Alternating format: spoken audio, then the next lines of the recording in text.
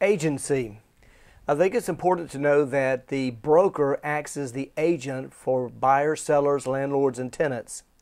Sales associates are considered to be sub-agents of that broker. Power of attorney. All a power of attorney is, it authorizes someone to sign documents, and that is a limited power of attorney. Now, there is a general power of attorney that allows people to not only sign documents, but also do other things that may further that cause, such as negotiating. Brokers typically don't get involved with powers of attorney. Types of agency. Special agent.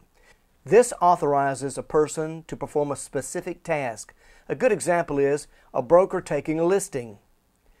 A general agent, that broker is authorized to do a variety of tasks. A good example might be a property manager that handles not only leases but also tenant relationships. More specific types of agency.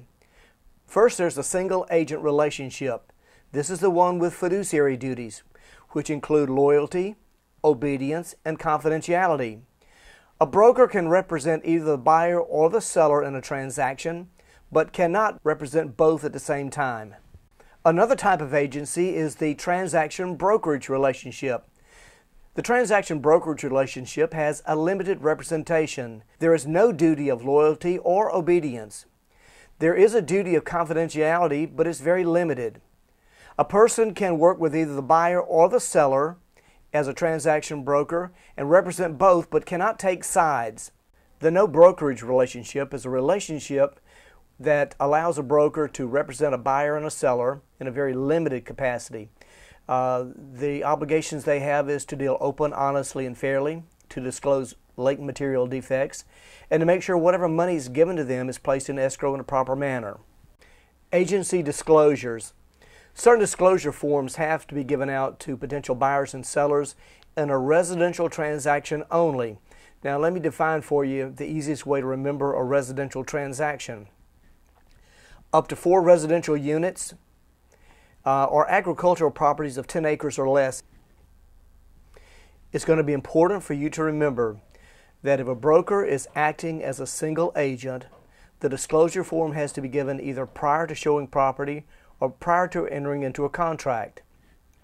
If the broker is representing a buyer or seller in a no brokerage relationship, that disclosure has to be done prior to showing property. In the state of Florida, however, we are presumed to be a transaction broker. Therefore, no disclosure forms are required for the transaction brokerage relationship. There are some disclosure exemptions. There's no requirement to deliver agency disclosures if the potential buyer or seller visits an open house. In other words, if an agent is setting an open house, at that point, no disclosure is required. If the agent is clearly working for an owner-builder, if they're aware that the customer is already being represented by another licensee. And also remember, as we mentioned earlier, when you're acting as a transaction broker, there are no disclosure forms required. Record keeping. Brokers must keep records of all disclosure forms if the prospect enters into a contract. Forms have to be kept on hand and available for inspection by the DBPR for at least 5 years. Creating an agency. Agency is contractual. And what we're doing in an agency relationship is that we're offering and accepting certain real estate services. There has to be an offer, an acceptance, and a communication back of those services. Agency disclosures.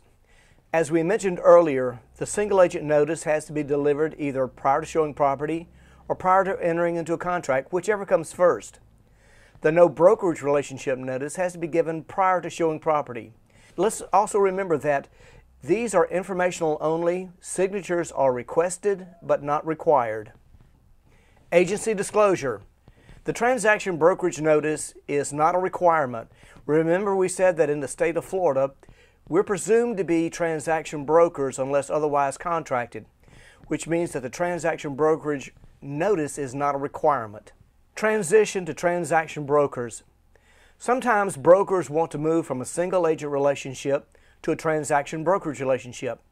When this occurs, there is a form that has to be signed by their clients in order for this to take place. Clients may rely on licensees. A client can rely on certain material statements made by a licensee. especially when statements are made through the mail, when clients cannot inspect the property, and whenever it's reasonable to rely on certain statements that the licensee makes. Title advice. Licensee should never give advice about title insurance, abstracts, or changes of title, and certainly should never give opinions of title. Clients should be advised to seek legal advice. Also, unmarketable title has to be disclosed to buyers prior to showing property. Bad stuff for licensees. Failure to account and deliver simply might occur when somebody refuses to pay a commission. Failure to use skill, care, and diligence could cause culpable negligence. Conversion could be commingling funds that are not authorized. Other bad stuff. Larceny is stealing original documents, such as contracts. Bad faith is taking copies. Remember that all documents belong to the broker, and without permission, a licensee should never take anything from the office.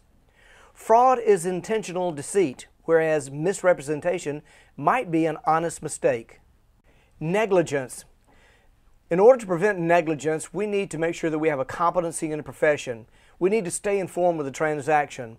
Remember what culpable negligence is. It's doing those things when we're not keeping up with the transaction. It could lead to monetary loss to a customer or client, which could cause a licensee to be sued, which could cause damages to them as well. Agency termination. There are a number of ways that an agency relationship can be terminated. Fulfillment, expiration, mutual termination, cancellation by the employer, withdrawal by the agent, bankruptcy of the employer, death, and destruction of the property. And let me say that when we talk about cancellation by the employer, it's important to remember that a seller may have the power to revoke a listing contract, but they may not necessarily have the legal right to.